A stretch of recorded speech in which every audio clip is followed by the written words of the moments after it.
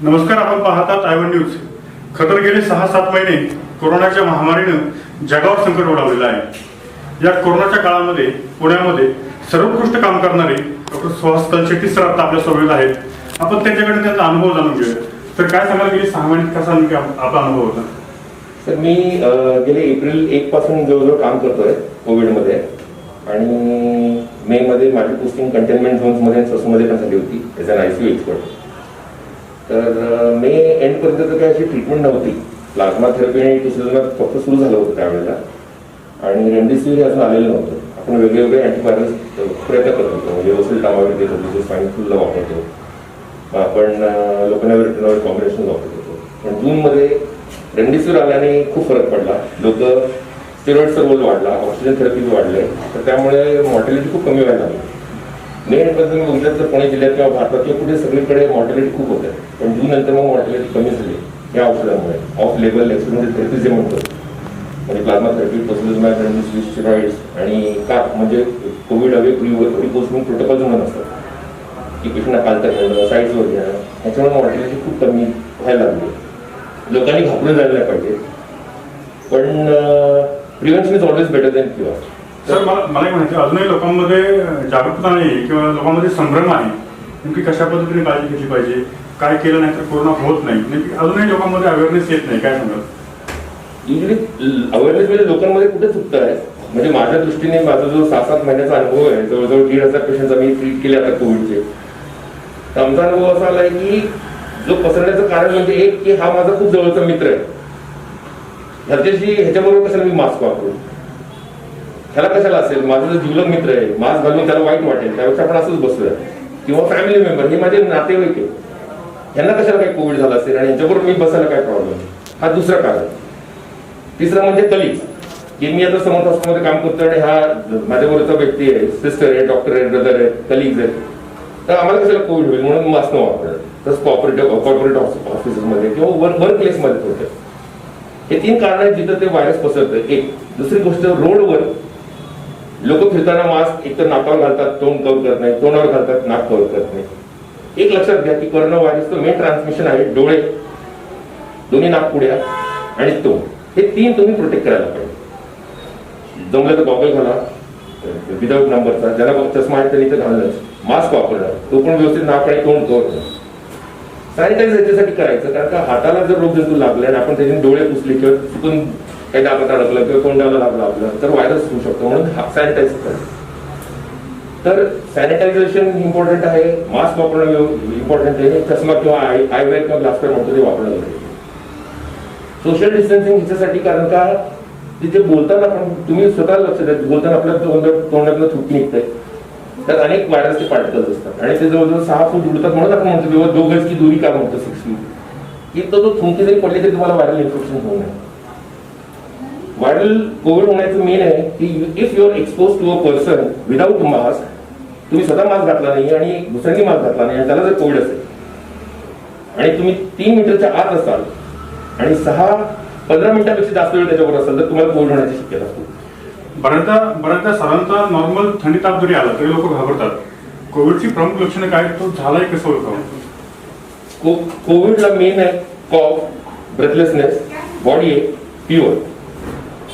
Unfortunately fever हा एखादा spike 1 दिवस किंवा 2 दिवस घेऊन जातो आणि त्यानंतर माणसांना वाटतं की मला बरं वाटतं. पण अनएक्सप्लेन बॉडी, तुम्ही व्यायाम केला नाही, एक्झर्शन केला नाही, काही नाही, तुमचं अंग दुखायला लागलंय. ताप एखादा स्पाइक घेऊन जातो, तुमचं अंग दुखायला लागलंय, तुम्हाला सर्दी झाल्यासारखं वाटायला लागलंय, तुम्हाला वेगळं वाटतं की आता आय एम फिलिंग वीक, चक्कर येते, अंगात जीव नाहीये, तेव्हा समजून घ्यायचं की कोविडचे लक्षण आहे. आणि जर ताबडतोब तुम्ही डॉक्टरांकडे गेलात आणि योग्य ट्रीटमेंट घेतलात तर ती कोविड पसरत नाही, तुम्हाला ऍडमिट होण्याची गरज पडत नाही, ऑक्सिजनची गरज पडत नाही, घरच्या घरी व्यवस्थित योग्य होम क्वारंटाईन करून ट्रीटमेंट. बऱ्याचदा कोरोनाची जी काही बरा होण्याचा रेशो आहे तो बऱ्यापैकी चांगला आहे, परंतु काही रुग्ण मात्र अत्यवस्थ होतात. याचं नेमके कारण काय? मेन माझा अनुभव असा आहे की जे पेशंट्स खराब होत आहेत ते usually more than 50 years old आहे आणि डायबिटीज ब्लड प्रेशरपेक्षा मला असं वाटतं की obesity is playing a very important role. जे लोक ओबेस आहेत, 50 पेक्षा जास्त आहेत आणि other comorbid conditions, diabetes, blood pressure, असे पेशंट जास्त रुग्ण सिरियस होत आहेत. एकतर डिनायल मोडमध्ये असतात की मला कोविड झालेलं नाहीये आणि त्या डिनायल मोडमुळे ते यायला खूप उशिरा येतात. युजली एक्सपोज झाल्याच्या 5 दिवसाच्या आत तुम्ही RT-PCR करायला पाहिजे. आणि सिमटम सुरू झाल्याच्या 7 दिवसाच्या आत तुमचा छातीचा स्कॅन व्हायला पाहिजे जर सिमटम सुरू झाला. पण पेशंट येतात तर आरटीपीसीआर न करता 7-8 दिवसांनी येतात, तेव्हा आरटीपीसीआर होतो, मग स्कॅन होतो, तोपर्यंत मग पेशंट सिरियस झाला असतो. So early treatment, early approach to the doctor, early treatment is the best. Sir आपला जास्त वेळ घेत नाही, शेवटचा प्रश्न. खरं तर पीपी किट न घालता देखील आम्हाला भरपूर घाम आलेला आहे. आपण पीपी किट घालून 24 तास खरं काम करता, काय अनुभव आहे आपला? सर सुरुवातीला खूप त्रास होत होता. म्हणजे ससूनमध्ये जेव्हा पोस्टिंग झाली आमची 6 ते 7-8 तास आम्हाला पीपी किटमध्ये सवय नव्हती. आणि त्यावेळेला म्हणजे आम्ही लिटरली ड्युटी करायच्या अगोदर 2-2 तास काही खात नव्हतो. 5-5 वेळा वॉकिंग जात होतो की ब्लॅडरमध्ये एकच थेंब लघवी असून नाही आपल्याला त्रास होण्यामुळे. पण हळूहळू टाईम सवय झाली. आता आम्ही 7-8 तास पीपी किट घालतो. त्यामुळे आम्ही पाणी पित नाही, मास्क काढत नाही, पीपी किट काढत नाही, जेवत नाही, खात नाही आणि तोंडालाही हात लावत नाही, मास्कलाही हात लावत नाही. हळूहळू टाईम सवय झाली. आणि इनफॅक्ट म्हणजे एप्रिलला जेव्हा मी ड्युटी सुरू केली तेव्हा मी स्वतः घाबरलो होतो आणि क्लिनिक बंद करायचा असा प्लॅन केला होता. पण माझे वडील आणि माझी मिसेस, सॉरी माझी आई एक्सपायर पास होती, माझे वडील आणि मिसेस त्यांचं म्हणणं ठरलं की नाही, you are a doctor, you should fight. अशा वेळेला तू पळून गेलं तर मग उपयोग काय, तू करायलाच पाहिजे. तेव्हा मी निर्णय घेतला की आपण कोविडमध्ये काम करू. आणि we are one of the hospitals who started taking covid patient right from it. खरं तर कोरोनाची महामारी आल्यानंतर अनेक जे काही वैद्यकीय व्यावसायिक आहेत त्यांनी आपला व्यवसाय कमी केला, परंतु काही डॉक्टर असे आहेत की ते न थांबता अत्यंत जोमाने या कोरोनाच्या काळामध्ये महामारीमध्ये काम करतायत. खरं तर कोरोनाची महामारी आल्यापासून एकही दिवस सुट्टी न घेतला पुण्याच्या श्री समर्थ हॉस्पिटलमध्ये जे डॉक्टर आहेत, डॉक्टर रवी शिंदे, आपण त्यांच्याशी बोलणार आहोत. तर आपण कोरोनाची महामारी आल्यापासून एकही दिवस सुट्टी घेतली नाही, दिवसातले 14-16 तास आपण काम करतायत. कसा आपला अनुभव आहे? जेव्हा ही महामारी आलेली होती तेव्हा खूपशे पेशंट जेव्हा पुण्यामध्ये होते तेव्हा आपलं जे हॉस्पिटल आहे त्यांनी जेव्हा कोविड सेंटर सुरू झालेलं होतं, ह्या कोविड सेंटरमध्ये जेव्हा आपल्याला पेशंट जे रुग्ण यायचे त्यांची जेव्हा जेव्हा पुण्यामध्ये जागा नव्हती तेव्हा आपल्या सेंटरमध्ये पेशंट खूपशे असे यायचे. त्या पेशंटचे जेव्हा त्यांना होणारा त्रास किंवा त्यांना जे होणारा आजार होता, हा आजार इतका भयानक होता की त्याच्यामुळे आमचं काम करण्याशिवाय आम्हाला जे पर्याय नव्हता. त्या रुग्णांना जेवढा त्रास होत होता तो त्रास कमीत कमी आपल्याला जेव्हा करायचा जेव्हा आम्ही प्रयत्न करत होतो, त्यांना मिळणारा ऑक्सिजन, त्यांना मिळणारे औषधोपचार आहेत ते द्यायच्यासाठी आम्ही ठरवलं. त्याच्यानुसार आम्ही ते काम सुरू केलं. ज्यावेळेस आपल्याला कोरोना होतो त्यावेळेस रुग्णाची मानसिकता कशी असते? तो घाबरलेला असतो? नक्कीच घाबरलेला असतो. त्याला एक्झॅक्ट ऑक्सिजन मिळाल्यामुळे त्यांना जो श्वास घ्यायला जो त्रास होतो त्याच्यामुळे खूप पेशंट घाबरलेला, डिप्रेस झालेला असतो. त्याला जो मनोधैर्य द्यायचं काम जे आहे ते आम्ही करत असतो या दिवसामध्ये. खरं तर कोरोना जर एखाद्या रुग्णाला झाला तर त्या रुग्णाचे नातेवाईक देखील त्याच्या जवळपास यायला घाबरतात. परंतु हा जो हॉस्पिटलमधला या स्टाफ आहे, या स्टाफनं त्यांच्या ती सगळी साफसफाई करण्यापासून सगळं काम म्हणजे मार्च महिन्यापासून डायव्हर्ट करतायत. त्यांच्याशी आपण बोलूयात. पेशंट विचारतात की तुम्ही अशा ह्याच्यामध्ये कसे कामं करतात आणि आम्ही तुम्हाला आभार मानतो तुमचे आणि देव माणूस मानतो. आम्ही म्हटलं नाही, आमचे सर जे काय आहे सरांना बघून आम्हाला डेअरिंग येते आणि आमचे सर खूप महत्व आहे आमच्या सरांना. सरांनी म्हणजे नाही का इतके सगळ्या पेशंटच्या तोंडावरती सरांचं फक्त नाव असतं की देव माणूस आहे आणि सरांनी इथं स्वर्ग नाही का स्वर्ग मिळालं सरांना. आमचे सरांमुळे आम्ही डेअरिंग करतो आणि त्यांच्यामुळेच आम्ही आहे. आणि पेशंट लोक ते सुद्धा म्हणतात तुम्ही सरांनी तुम्हाला गोळ्या, आता रोज पेशंटला सांगायचं म्हणजे आम्ही थकून जातो की पेशंटचे नातेवाईक पेशंट जवळ येत नाही, लांबनच आमच्या हातात काय द्यायचं असलं तर देतात. तर आम्ही पेशंट जवळ जातो, सगळं करतो. ही तर आमच्या सरांची कृपा आहे आणि सरांच्या बोलण्यामधनं आम्ही आमचे खूप उपकार आहे नाही का. यामध्ये तुम्हाला किती भीती वाटत नाही काम करताना? नाही, सरांची डेअरिंग इतकी आहे की आमची डेअरिंग सुद्धा सरांमुळे वाढते. सरांच्या बोलण्यामुळे पेशंटचा अर्धा आजार कमी होतो. सर आले की पेशंट लोक उठून बसतात आणि त्यांच्यामुळे आमची सुद्धा डेअरिंग वाढते आणि आम्हाला असं काहीच वाटत नाही. फक्त पेशंट लोकांना रोज विचारतात तुम्ही कसे काम करतात, काय काम करतात नाही का, कसं हे करतात. आम्हाला खूप भीती आहे. आम्ही तुम्ही इतक्या 24 तास हॉस्पिटलमध्ये काम करतात, घरी कसं राहतात हे सगळं विचारतो. पण आम्हाला बोलता बोलता आम्ही तेच बोलतो की आमच्या सरांमुळे आणि सरांनी आम्हाला रोज गोळ्या चालू केल्या हे सांगतो आम्ही. शुरुआत में जब ये बीमार हुई थी, जो हमें डर लगा रहा था बहुत, और नज़दीक जाने के लिए भी बहुत तकलीफ हो रही थी काम करने के लिए। लेकिन हमारे जो सर है, हमारे डॉक्टर पचेट्टी सर, इनके हिम्मत से हम ये सब काम कर सके और आगे भी करें। और हम जब पेशेंट के जब करीब जाने के तो हमें भी डर लगने का, सुनने के सांस लेने में तरस वगैरह होने की, लेकिन फिर फिर उसकी आदत होने लगी करने की। और हमको जो सबसे ज़्यादा सपोर्ट करने वाले हमारे कंसल्टेंट सर है, जो हमको सपोर्ट करने के, उनके वजह से हम काम कर सकते हैं और हिम्मत है हमारे पास। आल्यानंतर त्याची मानसिकता कशी असते, तुम्ही कशा पद्धतीने तुम्हाला ट्रीट करता? पेशंट आल्यानंतर आम्ही त्यांना सांगतो घाबरू नका, डॉक्टर पाहतील आणि योग्य ते डिसिजन होईल आणि योग्य ते ट्रीटमेंट तुम्हाला मिळेल आणि सरांवर मी विश्वास ठेवा. आमचे सर म्हणजे गाईडच आहेत. आल्यानंतर रुग्णाची मानसिकता कशी असते?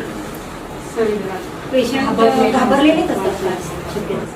एकूणच तर आपला हा जो सगळा स्टाफ आहे, स्टाफचं कार्य कसं असतं आणि एकूणच रुग्णांची त्यांचा व्यवहार कसा असतो? सर ऍक्च्युली काय होत आहे, सगळीकडे डॉक्टर्स आणि सिस्टर्सच वावा होत आहे आणि ते काम करतात. प्रश्न नाहीच आहे, ते काम करतातच, ते खूप काम करतात.